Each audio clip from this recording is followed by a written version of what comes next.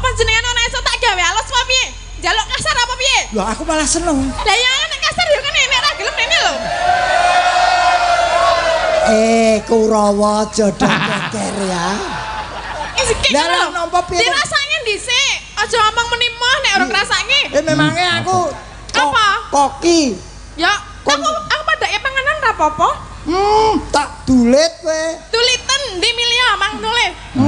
Dulit gara. Pilih ngarep apa mburi kene nek didulit. Ketoprak kok lanangan kaya bebek. Maksudku wong lanang liya ngono lho, Mas. Ana swara ora ana wujude. Padake apa lho? Entut. Aku capek ngono. Enton kok sakmene gedene terus mendah kuwine sepira. Oh iya iya ya. Apa ora ngene?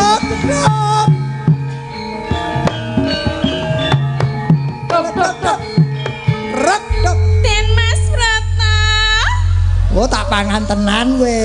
Lah ngopo lho? Lah karepmu karo kaya seminten edan lho. Lah aku pancen edan karo jenengan anak ya Den Mas Broto kae paudu to. Broto Wali.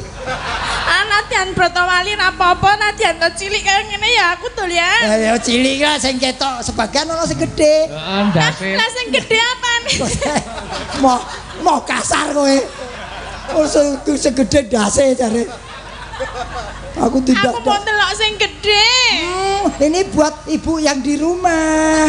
Yang di rumah mbok sing cilik wae. Lah aku wonge gedhe masa mbok kayak cilik. Dia kan sudah seleranya besar. Terus gimana dong dengan saya? Ya nanti saya silihkan lainnya. Enggak mau. Tatin ojo gawe kuciwane ngatiku. Kowe yen ngono kuwi kaya wong wedok urean. Ojo angger wong lanang mbok gandrungi. Ora lah aku senenge karo Den Mas Broto lho. Ming karo Den Mas Broto ora ono liya-liyane. Arep sama aku iki Broto apa piye? Lah sapa? Kae Subroto aku Sugareng. Sugareng. Aku terus seneng karo panjenengan. Ora ana jatuh cinta kok ngawur. Lah piye? Ora ana Broto Gareng. Nah, urusan pokoknya aku gandrung karo jenenge Gareng. Ngono wae gelem ora? Wis ora urung ki wong wedok tipene senso. Apa senso? Tebang pilih kowe. Emang ora ngerti tandang tandukku kok len dadak ngarani kaya senso. Tatin. Aku teko rene iki jane arep ngelem kowe. Lah apa? Jeneng Tatin iki taki tanpa kendhat anggone sinau. Tin iki tinemune saiki dadi sinden sing akeh wong nyenengi. Ngono. Wis akeh penggemarmu mosok kowe gandrung karo aku. Kula teges. Ayo. Lah aku manut sutradarane lho. Oh, kuwi sing ngongkon to. Ngerti seleraku kowe.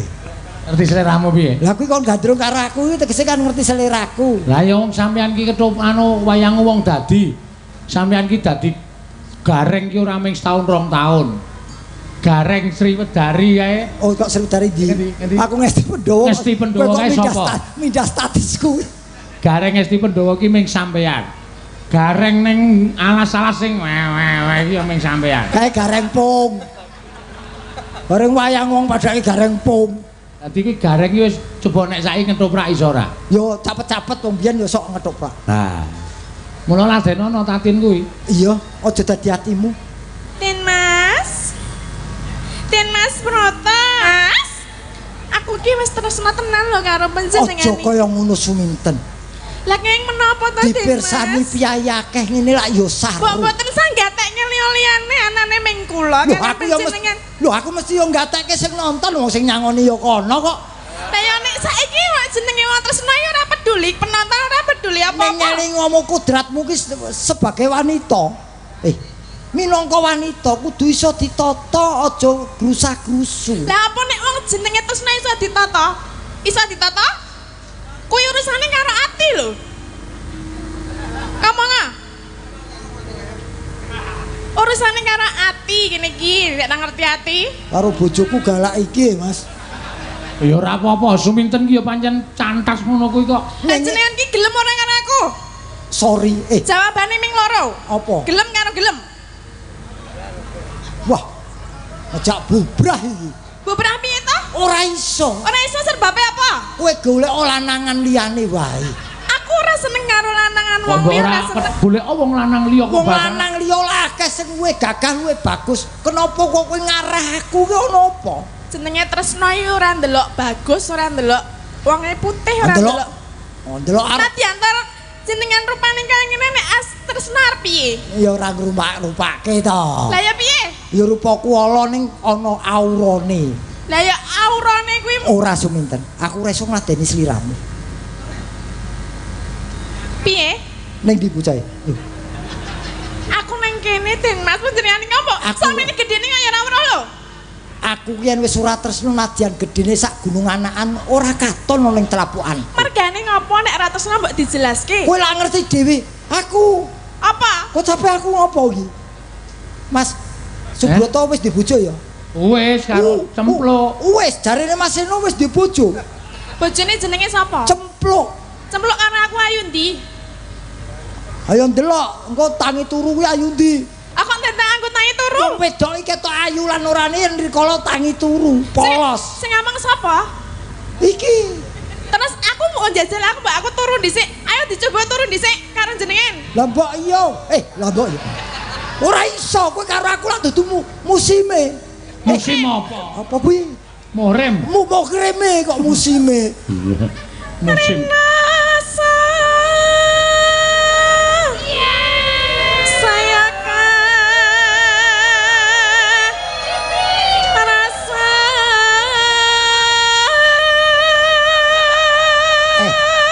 Yen ora cocok karo aku mbok golek wayang liya ana lho. Ora iki soalnya aku lek golek wayang sampean ki ya wis kentekan pemain ketoprak. Ya wis terpaksa jane Den Bagus Den Broto iki ya bagus ya sentuh wong sing rupane Nek kaya ora ana kompor. ta Broto kok koretan pemain iki lho. Yo. ya nane iki ra apa-apa lah. Lagi iki aku digandrung wong wadon ayu.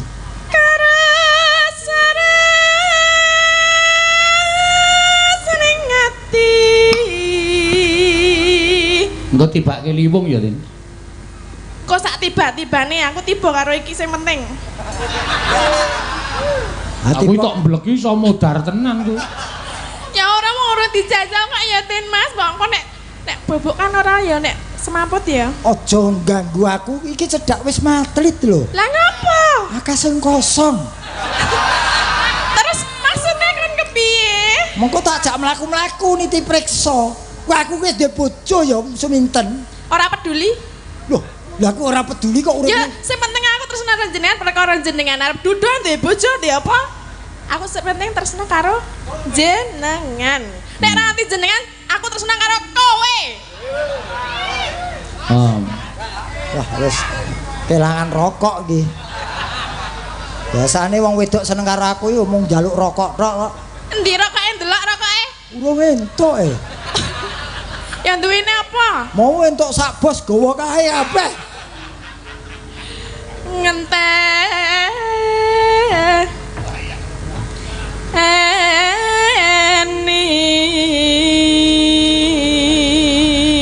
Tuh sapa sing tak sandang yen aku ngladeni si. Oke nek dosamu ki oke. Kowe iki jane iki dadi apa? Wong ketoprak kok dikomentari. Lah yo ngak yo penonton ki bebas. Iki ngudo surasa. Ojo ngono cempluk. Apa seminten, Ding? Sisihmu. Sum. Ojo. Sum. Samsum sapa ta? Jenengmu ki sapa? Seminten. Diundang Sum kok ora gelem lho. Lah ya ora penak kok sum-sum. Ya Min. Min piye? Kabeh Suminten. Bar mangan apa to kowe? Mabel. Aku mau bar mangan jengkol ya. Ya ora njak ngapura mambu sithik ra apa-apa. Oh, berarti ya marai ra enak kowe jengkol aku pete tarung. Lah ya ngono to Suminten. Kowe eling ya, Nduk. Dudu kowe jodohmu dudu aku. Ngono. Golek. Terus apa? Ya mbah. Aku ning tresno karo jenengan lho. Tresno entuk ning tresno ku lak tidak harus memiliki. Sapa sing ngomong? Nek aku kudu memiliki. Lah kok ora nyawang sing ngomong aku lho. Lah ya aku ora peduli jenengan ki mbok ditampa apa mbok dirasake. Pak Bambang mohon izin. Mohon izin Pak Bambang. Aku aja mbok godhong ngono. Aku kuwi anak bupati, Ji. Terus ngopo? Lah Jenengan Anak ki lho. Bupati Trenggiling ki. Trenggalek. Gede. Trenggalek. Masa Trenggiling lho. Anak Bupati Trenggalek kok terus sak nggon-nggon seneng karo wong wadon. Aku wis entuk Lah cempluk. apa derajat pangkat kuwi dadi patokane wong bebrayan? Ora. Lah kene Ning eling ngono kabeh wis ginaris, aku kudu karo cempluk. sing wong jenengan kuwi urung dadi karo cemplok lho. Loh. Jenengan lagi dijodokke to? Sebelum janur kuning melengkung siapapun boleh memiliki. Loh, janur kuningnya urung melengkung ning panahe wis ning kono. Lah kan urung diijabke to. Lho nek wis ajar aku. Ajar ngapa? Saya nikahi. Ya karo aku. Wah. Ayo, muni. Dosa apa sing tak sandang? Teko iki panggoda kang tan prayoga. Ratririnasa Rina Tak rasa-rasa.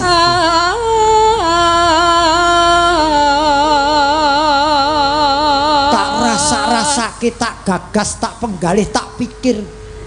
Kok yo iman-iman kok ya. Nah, Mbak panjenengan niku mbok dijajal dhisik lho, Den Mas. Aku wis ora arek kasar wae jajal tak coba. Ah, Coba. Halo? Kok sapa? Halo? Oh, Bu Bagyo, nggih. Mboten niki meng Gojek kok, Bu. Oh, nggih, njing mele mboten entuk melu kula nek nganggo gantung-gantungan, nggih. Nggih. sapa e? Sinten, Pak? Mama, Bojone iki. Mama, besok pulang bawa uang. Uangnya buat saya aja. Tidak bisa. Lah, kenapa? Dia kan Apa? titian saya. Nah, aku ya pengen loh. Pengen apa? Wih, Apa duit? duit karo kowe. Omong. Duit Aku apa? ki wong aku ki biar budi bawa leksana kok. Iya. 5.000. 5.000? Gelem ora? Kowe tenan iki numpak bis to kowe? Iya. Mandek rest area, kamar kecil kanggo. Jagake bose, wong ki perjalanan turu terus. Kok ngerti? Ngerti? Wong kuwi kowe melu kuwi kaya melu babangan, ora tau mampir warung. Betul wong. Neng alas terus. Iya, tak jodke. Yen wis rina Yen wis rino napa? enggal ratri Kepengin jan cepet bengi ana apa? kang kadelo Sing mbok delok apa? Suminten. Aja ning kene ya, Nduk. Wong sliramu Seliramu ki kabeh ora kene tok. Lah ngendi? Kabeh. Wong sliramu. Tapi ta? Nek ya ora diobok-obok ngono to. Wong tuwa kok Lah diobok-obok. jare kon kabeh. Maksudnya ya ngambang mung seliramu sak awakku jur. Ayo tak tumbuk saka dhuwur tekan ngisor ngono lho. Jangan. Lah kenapa? Nanti kena buah karambol. Apa punya buah? Hatiku bisa melise sana melise sini. Gitu loh Tatin. Mong sliramu. Nah, sini tok to, Lin. Aja dilapke aku meneh. Tanah liya. Jelek lambimu, Mas. Golap Tak tresnani lahir. ora iso. Ora Ora iso. Ora iso. Disekseni bumi langit bojoku ya mung kae. Wong kok le dadi. Lah, lek ketok kok iki. angel umum lho. Lah kok aku supporterku akeh lho, kowe nyeleni aku supporterku. Lah wi bolaku kabeh lho, nek jenengan ora gelem iki dikruyuk wae. Ora kowe iki sindal apa sarpa kenaka kok nggo bola iki. Lah aku galine kene kok ya. Oh gali to? Heeh. Oh, Jenengan gelem ora? Sing nyekel daerah Gelem ora? Masin, aku Iya. dipeksa Mas. Ya wis ora apa-apa, aku tak iki lagi SMS Mbak Ayu. Semarang. Mbok SMS e pertemu wong kae ra iso maca. Ora gelem tenan ya, wis aku tetep liwung lho engko nek ora dadi karepe. Arep lewung, arep dadang karepmu. Ya, dadah. Jarine ora semen aku bakal gumanti keprabone Kanjeng Rama Prabu Basudewa. Lan busana iki kinen ngagem dening Sang Hyang Jagat Giri Pratingkah. Lan jenengku ditambahi, asmaku ditambahi. Paringane Sang Hyang Jagat Giri Nata. Rungokno kowe. Nggih. Paringane Bathara Guru ora mung sembedengan. Inggih. Ya kuwi bala dewa. Bala wis ngarani dewa, wis ngarani aku ki arep kaya titaning balaku dewa-dewa. Oh inggih, inggih. Inggih ngestaken dawuh, ngestaken dawuh. Terus aku kok diparingi titian gajah turune Herawana, titianing Bathara Indra. Ya kuwi aran Gajah Puspadenta. Kowe lah dalan. Badhe damel sirkus apa pripun? Iki tak tapuk ngiwonengen lho. Omong karo pendhita sapenake dhewe. Lah nuwun sewu wong titian kok nganti loro. Lho, Yudakara iki titian dienggo perang. Puspadenta iki titian dienggo sesanja kelawan sak pepadaning Nalindra sesuk. Oh, ngaten. Ha. Kuwi sapa kuwi? Menika Yayi Jembawati. Jembawati. Inggih. Ora kok lemu nembung wong tuane piye kok manut men karo kowe? Inggih kula suwun ngampil sumados sak mangke dados patah putri sak kembaran. Lah iya. Lah, salajengipun kula nyuwun dawuh menapa Kangmas mboten kesupen nyuwun Kajeng Dewandaru tuwin Kajeng Jayandaru saking Kayuwangan wis. Widodari 40 dadi sasan pinanganten uga wis bakal diparingake kelawan aku dening Sang Hyang Jagat Giri Nata. Walah dalah kelakon rabi menika. Iya. Lah terus jodhonipun Jembawati menika lara ireng sak menika lara ireng wonten pundi? Mbuh ora ngerti bocah ning mburi kono. Kono susulen kon rene, kon nyambut gawe, ora ming pasaran wae. Apa-apa dirisi, apa-apa dirisi. Nganti selopku barang dienggo pasaran. Apa wangun kaya ngono kuwi? Inggih, kula tak nyusul lara ireng ya kono susulen kok gek menyang Mandaraka. Inggih ngesraken dawuh Kakang Mas. Sing saya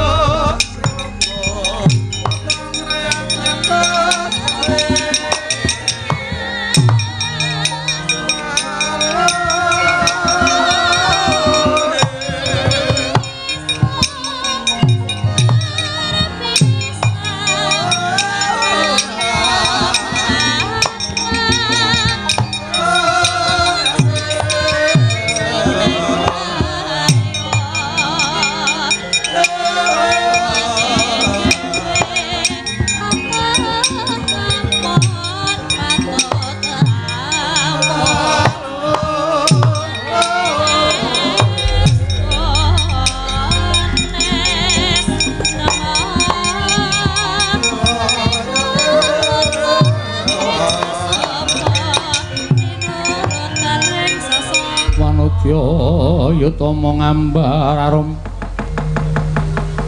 arum sang kusuma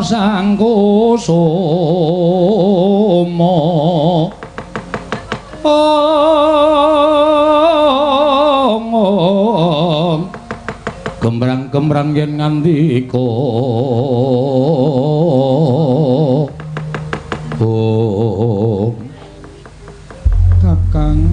Kakang Wasi Jaladara. Piye? Kok Kakang nganggo busana sing sarwa apik. Mbok yen tuku sandangan ki adine wedok ditukokke. Aku ya pengen nganggo sandangan sing sarwa apik kaya ngono. Wis, mengko liya dina bakal tak pundhutke. Aja kuwatir. Ning engko ana wigati.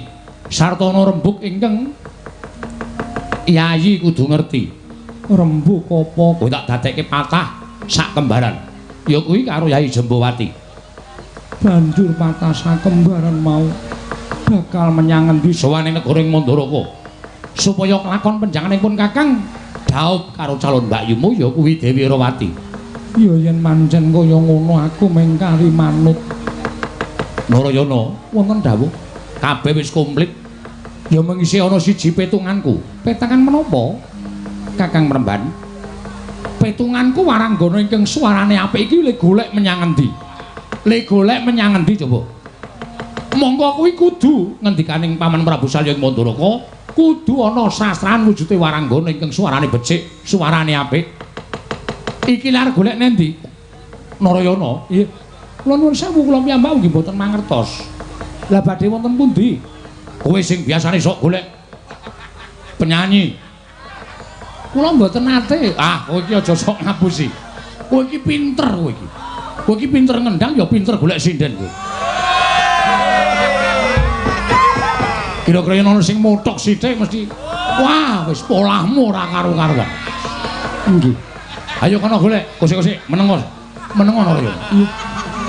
Kae sapa kae? Glenggeng nembang-nembang kae. Suarane apik men kae mbok menawa kae. Kae wujude waranggana tututana ning jabaning pertapan kono Narayana.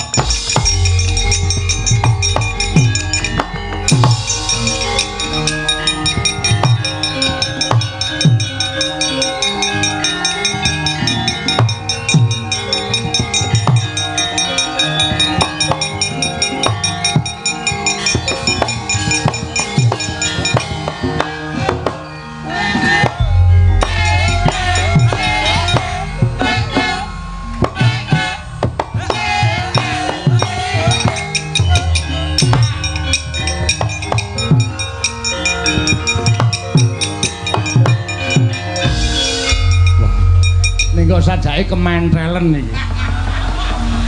Mlaku kowe kok kaya lambene mencas-mencos sak gulune. Sapa kowe? Inggih, dipun nemangaken. Kula menika wujuding maranggoning nembe hit. Waranggana saka ngendi? Saking dusun Peremban. Jenengmu sapa?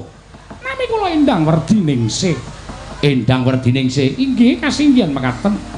Wonten menapa dene paduka nimbali dhateng kula lumantar inggih menika Raden Narayana. Wonten menapa kapureh kula menika nyuwun sewu ngaturaken pasugatan hiburan ngaten dados pundi? Menawi dipun dawuh supados ngaturaken hiburan menapa pasugatan menapa pokokipun kula sagah namung tembang-tembangipun inggih cara ingkang sakmenika kadosta gembus asmara lan sak pitulunipun. Lali janjine. Gusik aja ngecuk mangdeleming sak penamu dhewe. Inggih. Kowe adu arep karo sapa? Aku Wasi Jaladara.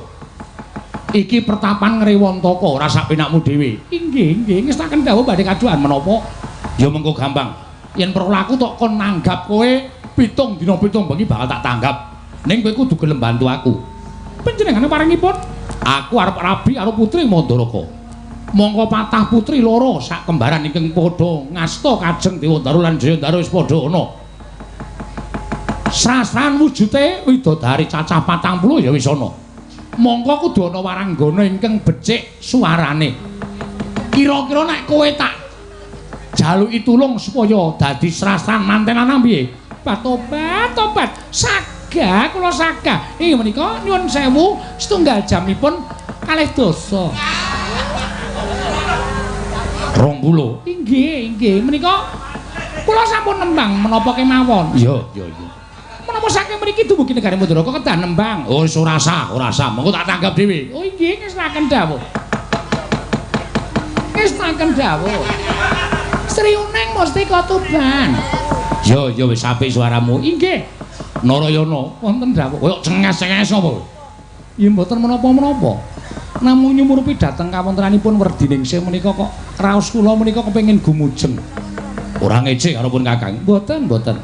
Lara ireng Kyai Jambawati Werdiningsih gawanen kajeng Kyai Dewandara lan Jayandara. Narayana wonten timbalan. Ketapno kabeh para kula warga mangkat ana ing Mandaraka. Nggih, Kakang Mas monggo kula dherekaken. Ayo mangkat dina iki. Monggo kula dherekaken, monggo kula dherekaken. Dadi liwung ora sah. Dadi liwung ora. Mangke nggih, monggo. Inggih monggo kula dherekaken.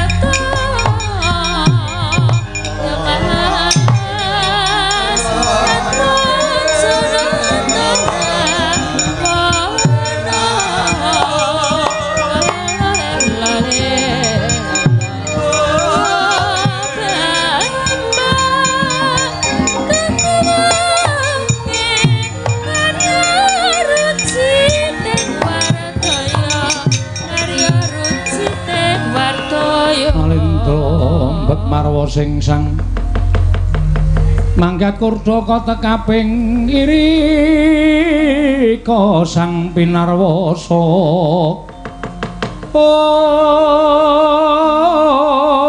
om iri ka sang pinarwasa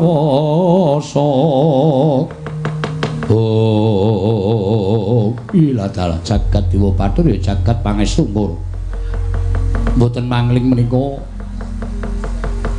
kados anak kula ing Ngriwantaka Paman Prabu kula ingkang sowan kula ngaturaken sembah pangabekti kula kunjuk iladal kula tampi nggih dawah sami-sami ngaturaken pinten-pinten menika mboten mangling anak kula Bratajaya lan menika wonten satunggiling putri monggo kula dereng nate tepang Angger Narayana wilujeng pangestunipun Paman bekti kula kunjuk Paman kula tampi lah ingkang mingkung menika pacanganipun Angger Narayana sanes menika waranggana ingkang sumantenipun sae tobat dadi wis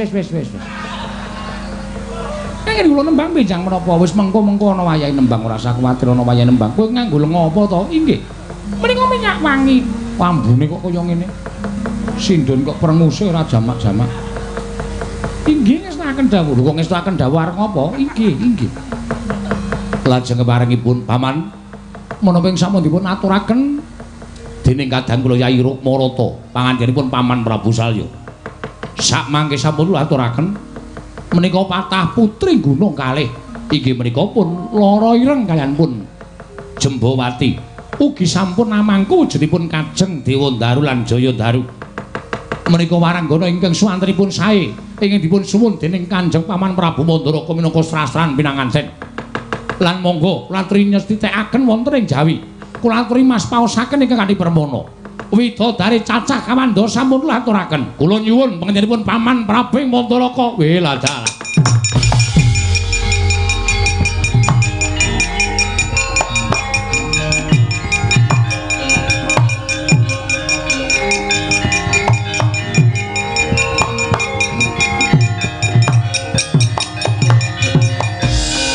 jagat Dewa Bathara ya jagat pangestu Rama-Rata wonten timbalan piye iki nyatanipun ugi Kakang Mas Wasi Jalatura ingkang saged ngaturaken sasran pamundhuting pinanganten putri nggih kedah Kanjeng Rama Prabu nuhoni sabda pangandikaning ratu mboten kenging wula-wali lho Rama ya wis mbok menawa dikalang-kalang ana dikapak-kapakno nek dewa kuwi wis njodhokake Gusti wis keparengake ana tetembungan dipalang ana segara dipalang ana gunung mesti bakal dadi jodhone mbok menawa kaya ngono mau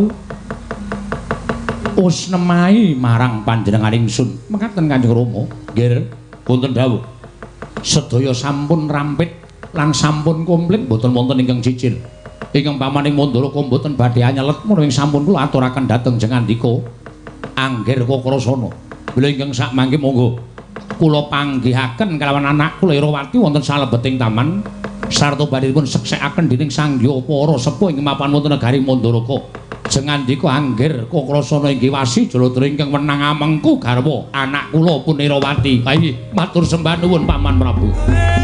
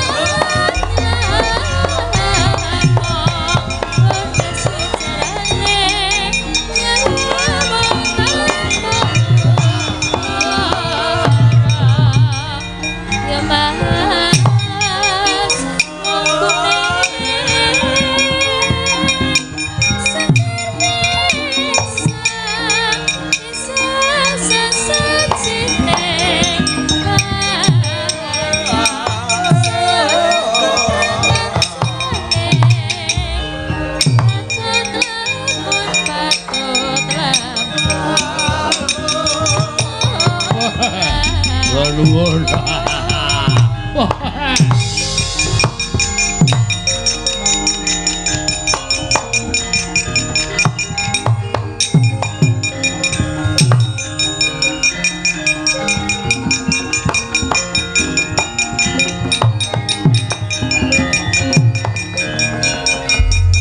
Nuwun pangapunten Raden.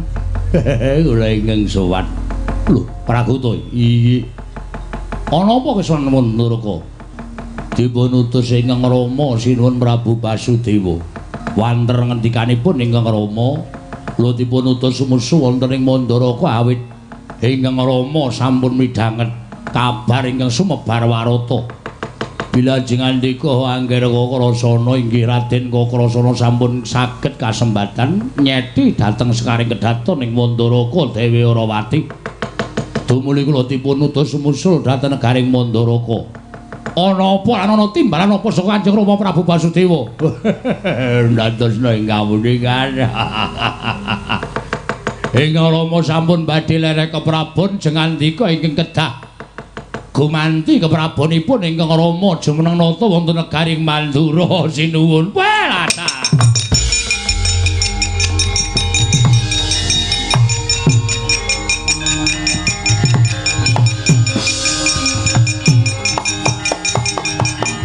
Bilih kalenggan manika ingkang rayipun Manikmaya nedya anyerap rampatan lumampahing perang ageng Baratayuda ingkang kelampah ngancik 18 dinten sakmangke.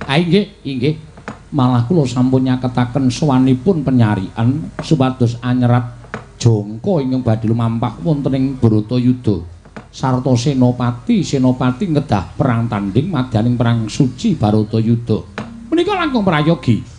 Tumunten kawiwitan di samangke kula aturi paring dawuh dhateng ingkang putra pun penyarian kula wonten timbalan pukulun mara samapta ing gati sawiga ing diri kula nedya njlentrehake kodrat ingkang wis mbuya bisa binuset ya kuwi ingkang winastan Baratayuda Jaya binangun mara kawiwitan penyarian nun ngestaken dawuh menapa sampun paduka dawuhaken tartemtu badhe kula serat wonten telenging Jitapsara menika Iwang Pikulun penyarian iya ing ngangka sepisan nalika tumapak ing perang gedhe Bratayuda Senopati Ngastina ing majoning pabaratan Tanurila Jabamung Pandhita ing Talkanda Mahatmursi Warabisma pundhine para Pandhawa ngajokake putra Wirata katelune kodrating jagat putra Wirata Seta Utara lan Wratsangka kudu kapuping Rana Madyalaga bali marang asal mula-mulanira wondene Begawan Bisma ingkang sayektine mboya bisa mati kelamun ora saka karepe pribadi tetep kinudrat kudu tekaning pati mungsuh Senopati Pandhawa ing ngaran Wara Srikandi. Kula ngestaken dawuh wondene ingkang angka 2 nalika semana Kurawa ngedali Senopati Tananalika Jabamung nalindra ing Mandura Prabu Baladewa wondene ingkang kudu mungsuh lawan Nata Mandura Tanalika Jabamung putra ya kuwi ing Jodipati satru ing jangkar bumi kang aran Antarja penyarian miyat langeneng kalangguan aklar mandan moncar tinon ler gagonang surem sorot etan badang kasur lan bajaring purnaming gegono dasari mangsa katiga kocap kacarita nalika semanten Angginata ing Darawati ngalampah tapa nendra ning bali Makambang sejati kang pranyata sukma ngambara mapan ning alamantara sowan wonten ing kayiwangan amemba lanceng pethak midhangetaken sabdaning Iwang Pikulun Jatimurti nalika semanten kagiat Sang Narayana dupi mulat Sang Hyang Jagat Girinata manabda bilih ingkang raka ing Mandura Prabu Baladewa minangka Senopati ing Kurawa mengsah Raden Antarja. Sigra tumiyup kang lanceng seta nyampluk punang wangsi temah ambleber ambu sak seratang Sang Nata ing Mandura Prabu Baladewa. Ical wujuding lanceng seta wenteh nenggih Sang Sukma wicara kagiat kadra wekasan nenggih Sang Hyang Manikmaya wau. Leng-leng ing driya mangungkung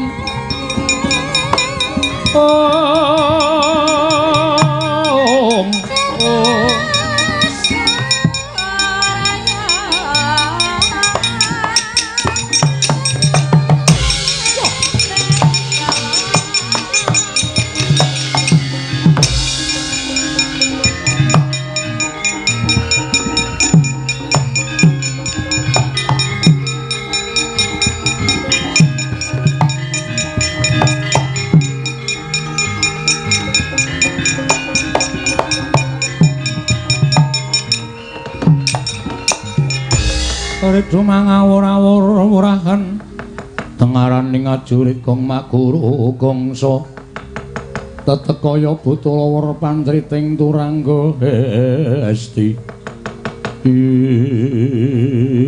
nunamit pasang Kalimantabi pukulun tadah wadono kula ingkang abyantur ngso paduka pukulun kita ingkang mimba lanceng seta tumuli ambusak seratan ana ing Citapsara kanthi anyuntak wujuding mangsi Narayana wonten timbalan apa to kang dadi wigatine dene mengkono kang dadi pakarti kita nyuwun pangapunten estining manah kula mboten lila menawi kadang kula sepuh ing Mandura madeg Senopati Senopatining para Sata Kurawa mangsaipun kedah pun Antarja pukulun Antarja menika kula nuwun sewu nadyan wujudipun nem-neman atmajanipun Werkudara menika kula nyuwun pangapunten nanging Debyasura sekti kalintang jayaning perang kula kinten Koko Prabu Mandura mboten badhe saged ngasoraken kridanipun Antarja mila babakan Senopati saking Astina ingkang kasalira Koko Prabu Mandura tuwin Senopati ngamarta ingkang kasalira dening pun Antarja menika kala wau sampun ngantos sinerat wonten ing Citapsara Kresna kita aja miradati kelawan kudrating jagat apan kudu kaya mengkono kudrat ingkang lumaku mboten kula ingkang mboten sarujuk banjur karep kita kepiye kula nyuwun supados seratan menika sampun ngantos wonten kudrat menika sampun ngantos wonten kita ulun udanani lamun kita bisa gawe lalakon tumraping kadang kita ya kuwi nalindring Mandura sartane Si Antarja kula ingkang badhe pados lalampanipun Koko Prabu Mandura piyambak pukulun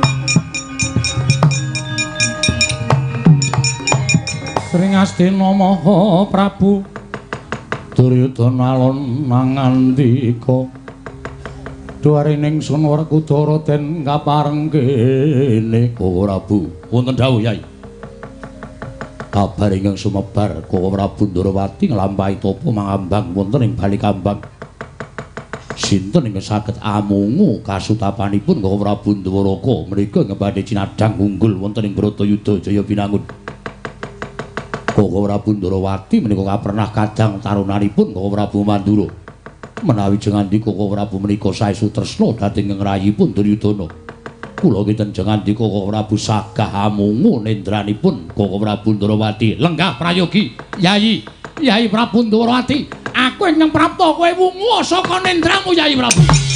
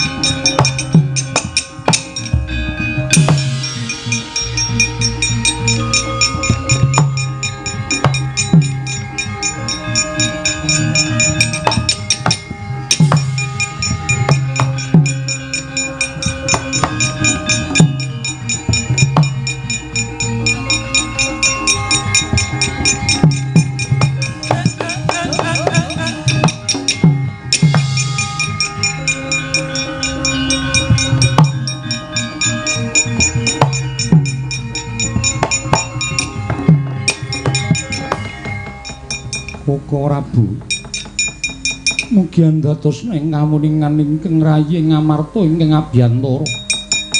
Koko Prabu mugi kepareng ampung anggen paduka nglampahi tapa nindra. Kula ingkang rayipun Darma Kusuma. Wah, jlitheng kakangku ayu tangi. Tangi anggon mung lakoni tapa nindra jlitheng kakangku. Koko Prabu Ndarawati monggo ngaturi wungu menika ingkang rayipun Janaka. Ingkang sowan wonten ing Balikambang. Koko Prabu kula aturi wungu. Kula aturi wungu saha jugar anggen paduka nglampah tapa menika Koko Prabu. Ndara Janaka, Kakang Semar kepiye? Setahun sampeyan anggenipun gugah ingkang raka mboten ajeng wungu. Ibarate niku wujude kurungan ning manuke pun mboten wonten kok, Den.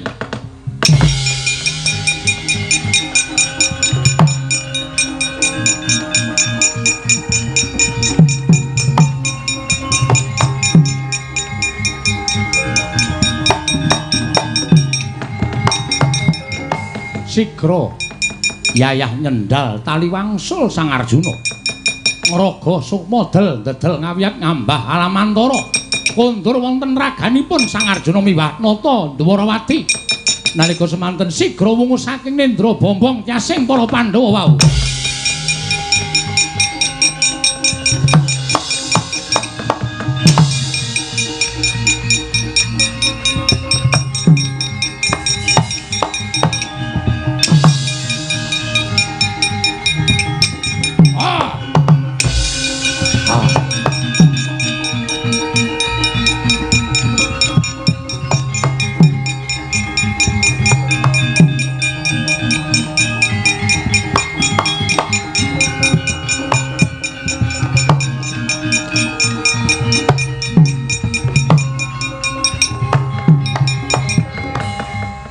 Yayi, kula nyuwun mangapunten kula ingkang sampun wungu saking anggenipun lampah tapa.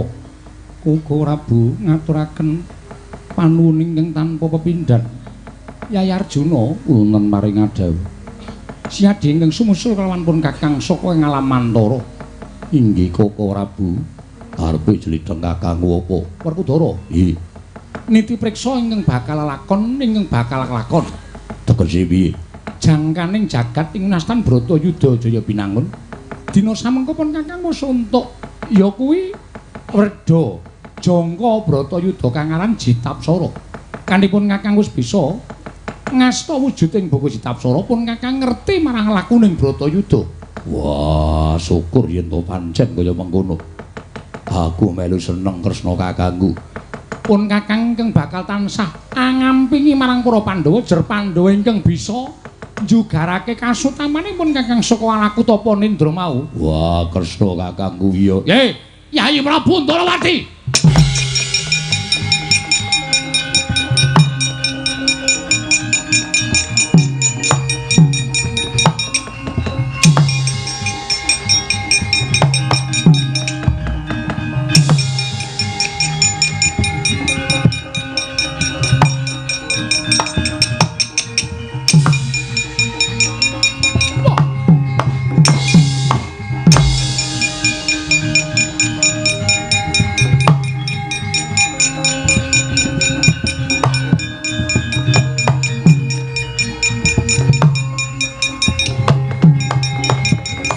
Mangkah anggro sesumbar lindhu bumi gunjing kumaluduk kuntur ketup lumembak penyu kang kumambang dosang Wisnu Bathara.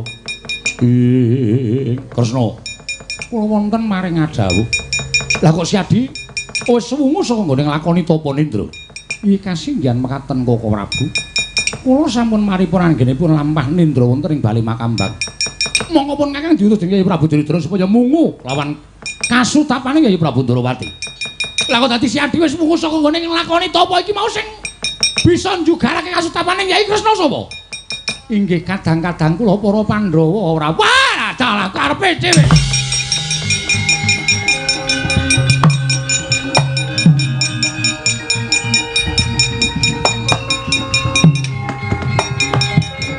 Kresna, kula wonten maring adhawu. Saiki aku tak takon karo kowe Wangsulana. Inggih. Koko Prabu badhe ndangu menapa? Aku sapa? Paduka Kadang kula Werda. Kadang kula Werda ing wajib kula sembah-sembah menika Koko Prabu Mandura. Lah, yen kowe ngakoni yen Kakang kuwi Kadang Werda. Mesine siadi manut lan murung Kakang. Mangke rumiyin manut perkawis menapa? Aku dadi dutange Prabu Duryudana supaya mungu kasutapan Yayi Kresna nggone mapan tapa ning Bale Makambang. Sabab kabar sing mebar sapa ingkang bisa mungu kasutapaning Yayi Prabu Ndrawati bakal unggul jroning Bratayuda. Mula Yayi, aja ngantipun Kakang kuwi wirang ning ngarep Yayi Prabu Duryudana. Ayo tak kanthi manjing ana negara Ngastina. Ndombane kelawan para Kurawa nggone bakal napaki perang gedhe Bratayuda. Kula nyuwun pangapunten. Syaratipun nak namung mungu dhateng anggen kula nglakoni tapa, monggo ingkang saged njugaraken kasutapan kula menika Pandhawa. Kula mboten badhe wola-wali, tetep badhe ndombane dhateng kadang-kadang kula para Pandhawa. Gosek to. Pandhawa karo Baladewa kuwi abot endi? Gumantung. Lho, gumantung piye? Kula nyuwun pangapunten. Kula menika nalindra mboten kenging wola-wali. Kadiwi Kresna tumameng drancang mboten kenging lumebek menawi kedah ndombani Pandhawa turta dasaripun Pandhawa ingkang saged mungu dhateng kasutapan kula inggih kula mboten badhe wola-wali. Najan paduka Kadang kula sepuh, najan paduka menika sembahan kula ning nyuwun pangapunten tegesipun panjenengan sampun mboten saged mungu kasutapanipun Nata Ndarawati. Lah kok badhe meksa ingkang rayi menika lajeng nalaripun kados pundi cobi kula nyuwun prisa. Kowe melu aku apa ora?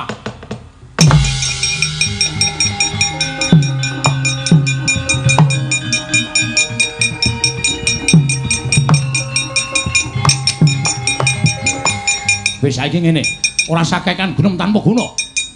Najan akeh-akeh nggonku matur marang kersane Yayi Prabu Ndrawati, wadene si Adi kuwi pinter nggone wangsulan. Pinter nggone wangsulan wekasan bola-bali aku mesti kalah rembugan karo Yayi Kresna. Kowe gelem tak boyong apa ora? Kowe gelem tak boyong ning Astina apa ora? Yen ora gelem tak boyong ning Astina, aku mentolo karo kowe Kresna. Aduh. Arjuna, Janaka.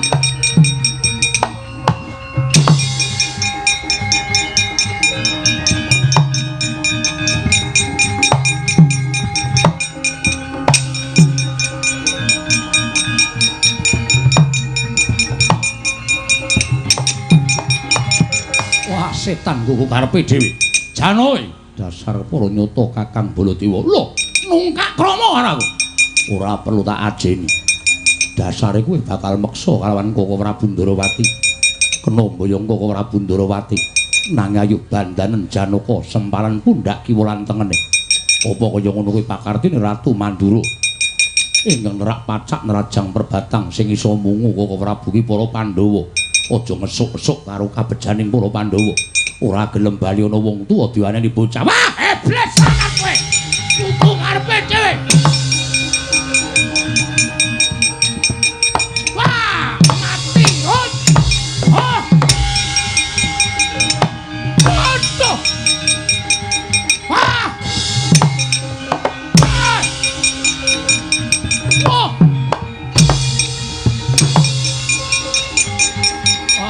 Iblis sangat.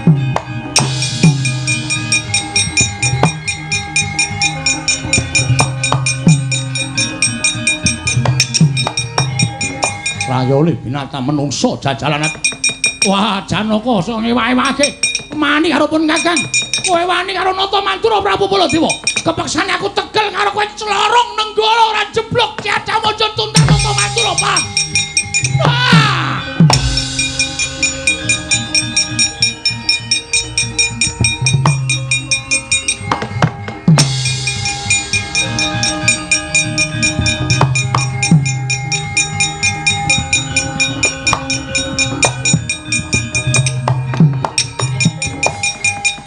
Kebat kaya kilat kesit pindha tatit lambahing Kyai Nenggala den lepasaken dening Sang Baladewa ner dadaning Sang Arjuna tanggap Sang Abagus siga minglar saking papan pabaratan Nenggala tumancep wonten ing Bantala Satemah bengkah tanggap risang Nata Ndarawati wau.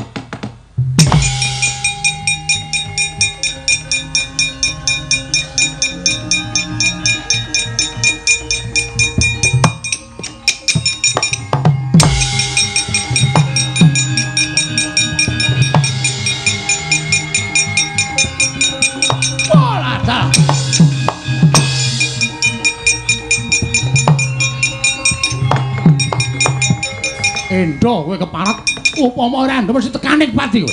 Ayo, aja wae ndani Kyai Nenggala. Nek pancen kowe satriya digdaya, tampanono nganggo dodo Kyai Nenggala. Prabu Baladewa. Destun temen pakarti kita. Ing atase kita nggunakake pusaka sewiyah-wiyah. Kita nggunakake pusaka ora manut kelawan pranatan sarta kekuwataning pusaka, ngerti yo? Kyai Nenggala tumancep ana ing Bantala, ulun dewaning bumi, ora narimakake bumi dadi panas, murup kaya dene geni. Kang mangkono Prabu Baladewa seksenana, lamun pati kita besok bakal jinepit bumi sapitu. Waduh, mati Kresna! Kresna mati aku. Oh, aduh hati aku.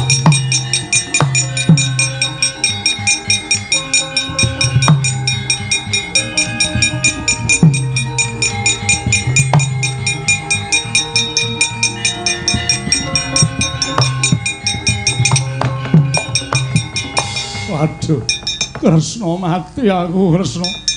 Kok Prabu jeleh-jeleh wonten menapa? Kresna aku tulungono. Yayi, kowe mesti ora mentala kalaupun Kakang aku tulungono, Kresna aku tulungono. Inggih wonten menapa? Aku nglepaske Kyai Nenggala. Pengajap nyirnake karo adikku Janaka Ngriwani karo pun Kakang. Ning Janaka minglar, Janaka Enda. Nenggala iki temancep aneng bumi. Tak ana swara saka dewaning bumi sing ngandhakake patiku bakal kecepet bumi sapitu. Kresna, lelakonku iki piye, Kresna? Oh.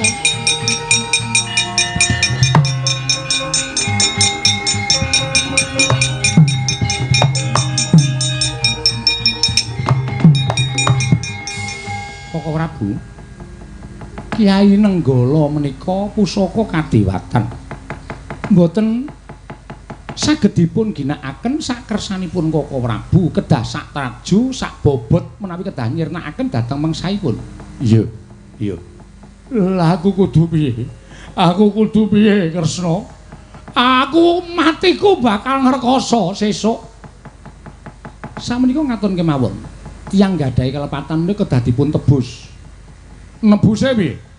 Koko Prabu kula nuwun pamunten. Sakmangke Koko Prabu kedah wantun nilar Kamukten Mandura. Lho.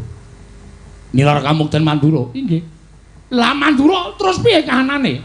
Dawuh dhateng Nayaka Mandura, Mandura bondo donyanipun kedah dipun dum-dumaken dening para kawula. Sedayanipun kongsi tapis. Didum-dumke dening kawula. Inggih. Menika srana panjenengan nebus dosa ing angka kalih. Koko Prabu kedah lampah tapa, laku tapa. Suwene pirang taun, suwene pirang sasi, babakan perkawis dangunipun pinter menika kula mboten saged ngaturaken. Nanging kedah nglampahi tapa ngantos sak sedanipun Koko Prabu benjang. Lho, nganti sak patiku, inggih. Lah, tapane aku kudu nendi? Kasutapanipun kedah mapan wonten ing papan inggih menika Grojogan Sewu utawi Cemara Sewu. Grojogan Sewu Cemara Sewu, inggih. Waduh. Lah kok dadi kaya ngene kahananku Kresna, sampun to. Menika sampun kinodrat kedah mekaten lampanipun. Samangke Koko Prabu ngaturi tindak wonten ing Grojogan Sewu tuwin Cemara Sewu madeg Brahmana wonten ing mriku. Ya, ya. Negari Mandura bondo donyanipun dipun dum-dumaken dening para kawula sak negari Mandura supados gesangipun sami murwat. Ya, ya, ya. Saged mboten? Ya, ya aku sagu. Menawi Koko Prabu mboten saged nglampahi sedanipun badhe kajepit bumi sapitu. Nanging menawi saged nglampahi tegesipun sampun lebur dosa. Kula kinten mangke badhe wonten margi kamuksan ingkang sae tumrap paduka Kanjeng Koko Prabu. Ya, ya wis tak mangkat. Tak mangkat tak lakonane Kresna, tak lakonane.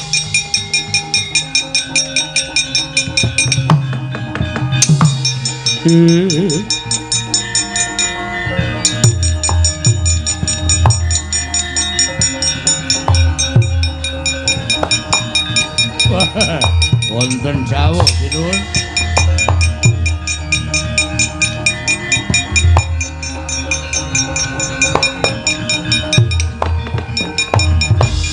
Pragota wonten dawuh.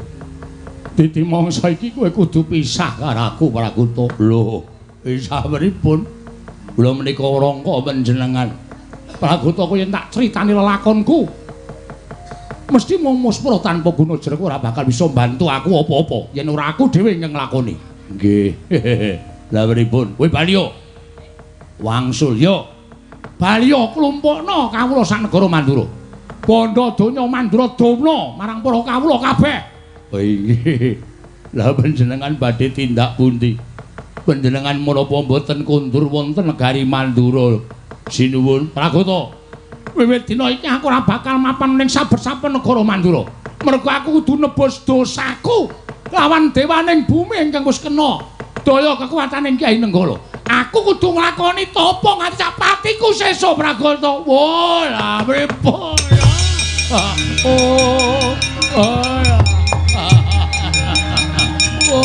Sinuwun.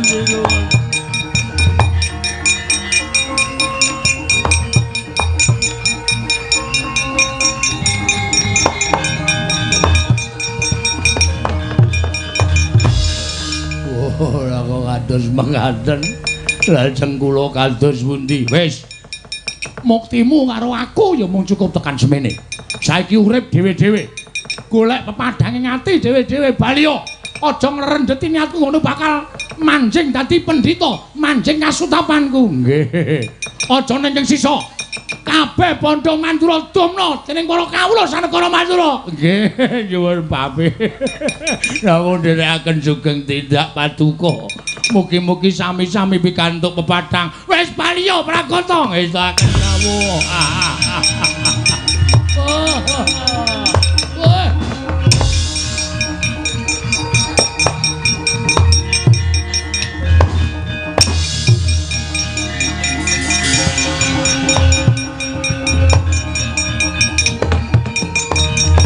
Meraina smubang Iwang Aruna ati netraning angga rapuh sabdaning kukila ring kanikara saketer kene donganing kunglir wuwuh sing pene panca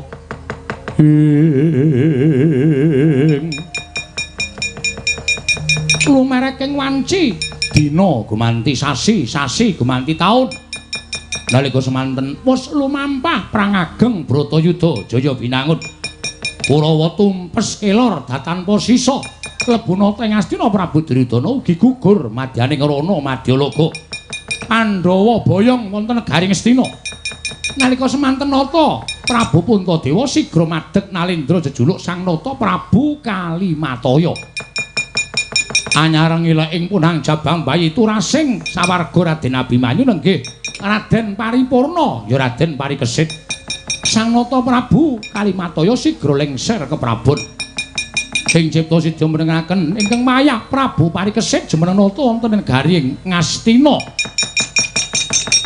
nalika semanten sawetawis lenggah dampar kedadak datenging parang muka saking Dreng Traju Trisna turas Prabu Setija ingkang jejuluk Prabu Wesiaji ngraman wonten negari Ngastina geger walik watu negari Ngastina kocap ing mapan wonten ing pertapan Cemara Sewu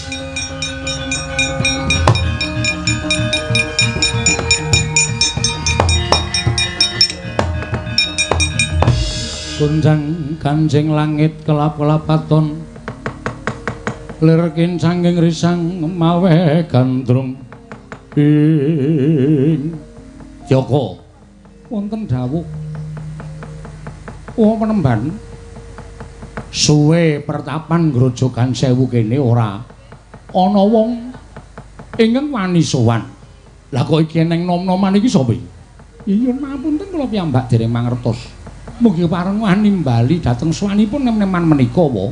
Ya. Prayoga Nastiyaka. Inggih ngestakaken dawuh. Bocah. Yen dak sawang umurmu durung sepira. Kowe sowan ana ing ngarsaning Penemban Curiganata. Wigatine apa lan kowe kuwi sapa? Nggih. Nyuwun pangapunten Eyang, kula ingkang sowan. Lho, Gusik. Lah kok dadi kowe nyelok aku Eyang kuwi ketemu pirang perkara? Kula nyuwun pangapunten kula menika wingking saking kasatriyan Paranggaruda. Lho. Paranggaruda? Inggih. Gusik. Kowe aja ngawur-ngawur. Paranggaruda kuwi kasatriyane anakku Samba biyen. Lah kok dadi kowe ngaku yen to kowe iki satriya saka Paranggaruda? Nyuwun pangapunten. Kula menika wayah paduka. Kula nika putranipun satriya ing nembe kemawon panjenengan ngendikaaken. Lho, satriya sing lagi wae tak kandhake sapa? Kula menika putranipun nuwun sewu Kanjeng Rama Sawarga Raden Samba. Kula menika pun Dwara. Kula menika wayah paduka. Lho, anake Samba wae inggih. Wah, dalah kuku. Kowe tuwa tenan aku. Wah, anake Samba wae. Wedan.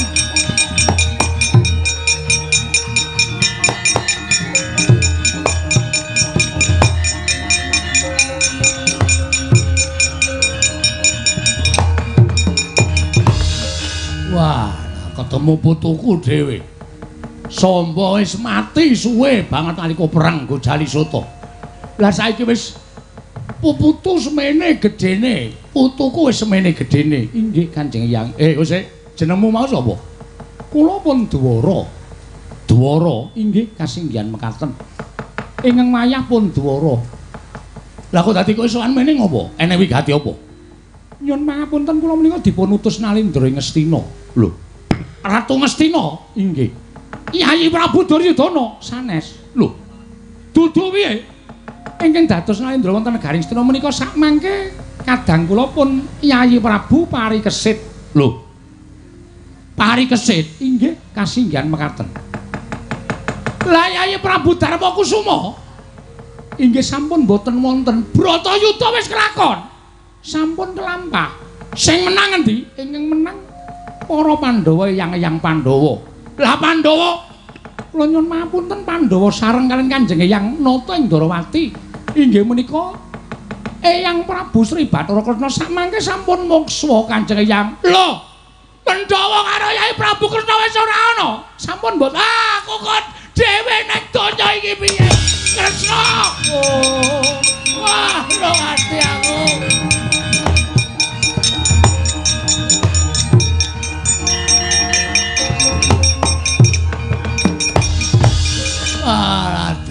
Wah, kok jebul aku ora weruh donya. Pirang-pirang puluh taun suwene. Inggih. Mekaten Kanjeng Eyang. Ya wis ora apa-apa mbok menawa pinesti aku kudu duwe umur dawa tinimbang dulur-dulurku kabeh. Terus niatmu piye, Dara? Dipun utus dening Kyai Prabu Parikesit Ngastina ketekan Parangmuka Nalendra ing Traju Trisna Prabu Wesiaji ingkang ngamuk punggung Suratamtaha Nirbaya Nirwikara. Miturut ngendikanipun Kyai Prabu Parikesit kedah nyuwun pambiyantunipun paduka Kanjeng Eyang Curiganata ing Grojogan Sewu. Mila babagan perkawis menika monggo laturi paring dawuh. Kanjeng Eyang kula aturi rawuh wonten ing negari Ngastina mangrurah satru murka Prabu Wesiaji. Bali sik ana perkara sing arep rembug karo sing sapa iki jenenge Setyaka iki. Inggih ngestakaken dawuh Kanjeng.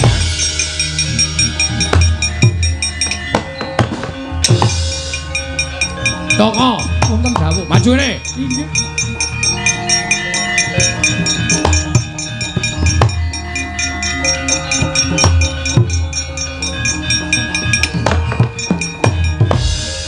Kowe arep ngapusi karo aku ping pira?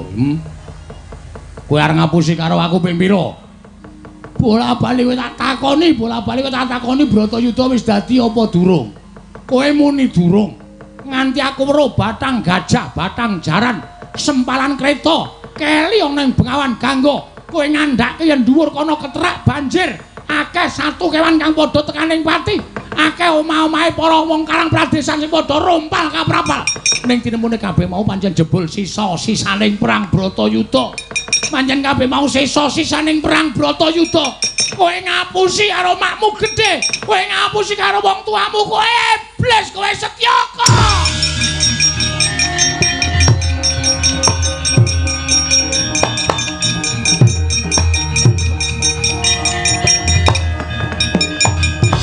Mudar pecah ndasmu. Bayi kowe ngapusi karo wong gerang keparat. Wah, Kresna.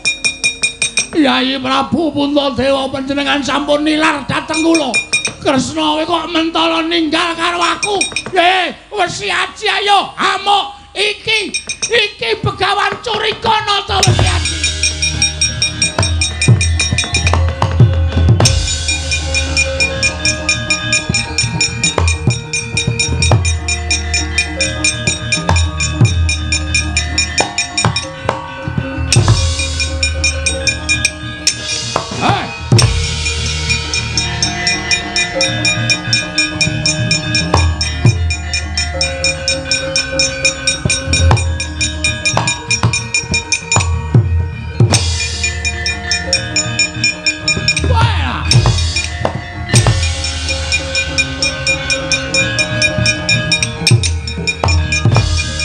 Sapa iki? Pendhita tuwek keklek, rambuté werna loro, jenggoté werna loro. Napase melar mingkus, maju ning pabaratan. Lekno mripanmu ganten agapamu. Tilas nata mandura, aku Prabu Baladewa, pandhita ing Cemara Sewu ya ing Grojogan Sewu. Aku Resi Curikana. Kowe wesi aji kowe. Kowe wesi aji? Yo, dasar Kemaranyata, turasing setija. Iya, dasar Kemaranyata. Aku karo eyangmu Gething, karo anake Gething, karo putune aku ya Gething. Wah. Ayo, Kakek. Atau sastra cinta. Atau sastra cintamu. Wataken aji dhewe ya ora ngerti budaya. Kurang gaman bedat yo. Ayo kurang polo. Kroyokan dengan musuh. Curikana tolak lakon mati jeneng aku kowe. Iya.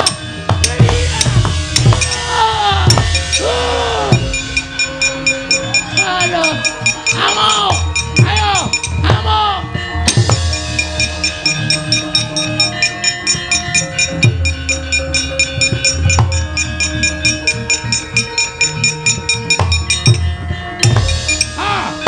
Mati. Wah, bodoh. Ayo, amo, iya.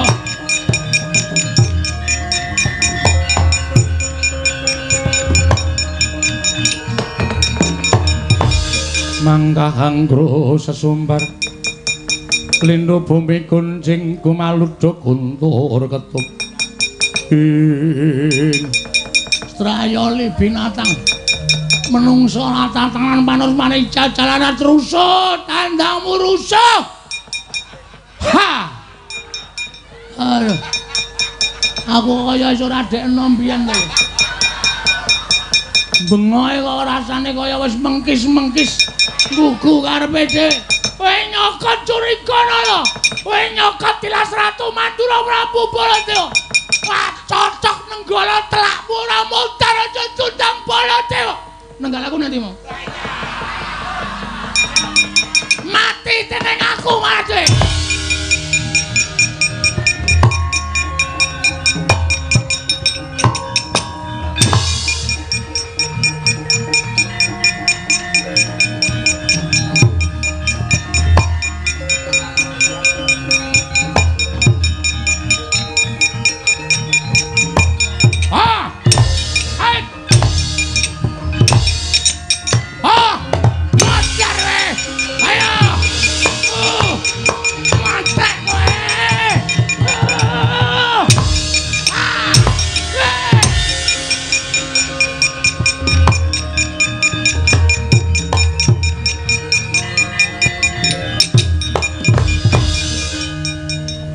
Matikan.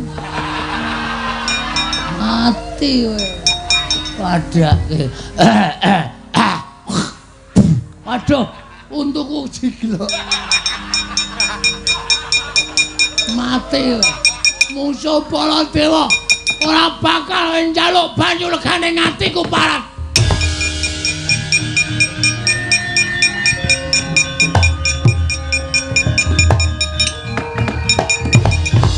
kaya wusana sasmita nyaketi telas tulising nata Mandura Prabu Baladewa.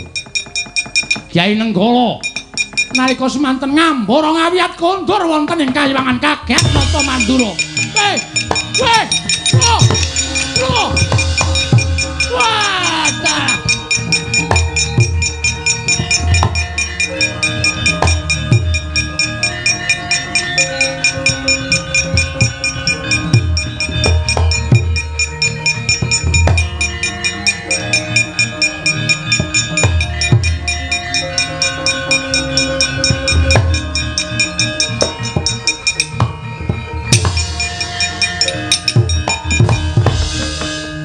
Tanggap Sang Jatimurti nalika semanten wis mireng penangise Sang Curiganata witine laringkeng rayi tuwin sanggya para Pandhawa sigra dawuh kalan Sang Hyang Bathara Baya nyipta mendhong kangen danu tumiyong dadi peteng dedeg bersawah deres nalika semanten rambatan Sang Baladewa kepengin nuwal saka toya Jawa nyiram dhateng sayanipun nata ing Mandura Prabu Baladewa. Oh